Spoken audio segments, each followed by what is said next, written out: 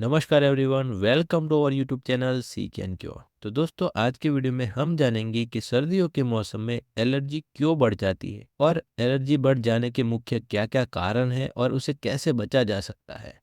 सर्दियों के मौसम में ठंडी हवा, धूल और कम इम्यूनिटी की वजह से एलर्जी बढ़ जाती है। अक्सर लोग सोचते हैं कि ठंडे मौसम में एलर्जी कम हो जाती है।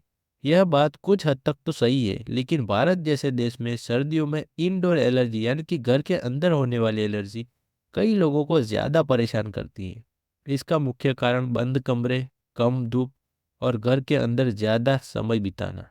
घर के अंदर एलर्जी के मुख्य क्या क्या कारण हैं? सर्दियों में जब हीटर, ब्लोअर या बंद कमरे की हवा घूमती है तो कई तरह के एलर्जन हवा में फैल जाते हैं और नाक के जरिए शरीर के अंदर जाकर एलर्जी की प्रतिक्रिया शुरू कर देते हैं।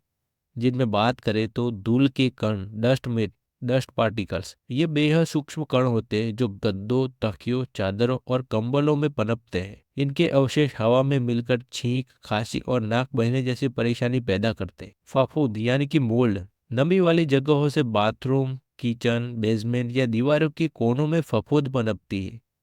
इसके पोर्स हवा में फैलकर एलर्जी को ट्रिगर करते हैं। पालतू जानवरों से एलर्जी, ज्यादातर लोगों को जानवरों के बालों से नहीं बल्कि उनकी त्वचा की रूसी से एलर्जी या फिर लार और पेशाब में मौजूद प्रोटीन से एलर्जी होती है। तो दोस्तों, अब जानते हैं कि एलर्जी के मुख्य लक्षण क्या होते हैं। बार बार छींक आना, नाक बहना या बंद रहना, आंखों में खुजली या पानी आना, आंखों के नीचे काले घेरे हो जाना, सूखी या लगातार खांसी आना, कभी कभी स्किन के ऊपर भी आपको खुजली आ सकती है। तो दोस्तों, अब जानते हैं कि आपको जो एलर्जी हुई है वो सही में एलर्जी है या फिर सर्दी या फ्लू है। एलर्जी में खुजली होती है, आंखें या नाक रगड़ने का मन करता है। सामान्य सर्दी में आमतौर पर बुखार नहीं होता है, लेकिन अगर आपको फ्लू है तो फ्लू में तेज बुखार, बदन दर्द और कमजोरी होती है।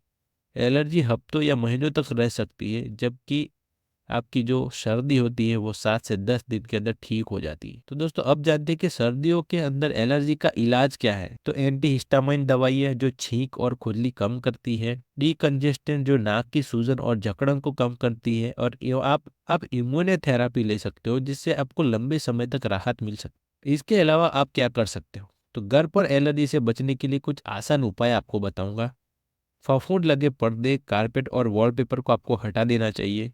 बाथरूम और सिंक को हल्के ब्लीच वाले घोल से साफ करना चाहिए और हफ्ते में एक बार बिस्तर की चादर को गर्म पानी में धोना चाहिए।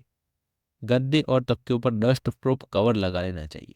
दोस्तों, आपको भी सर्दियों के अंदर एलर्जी होती है तो आप इन चीज़ों का ध्यान रख सकते हो।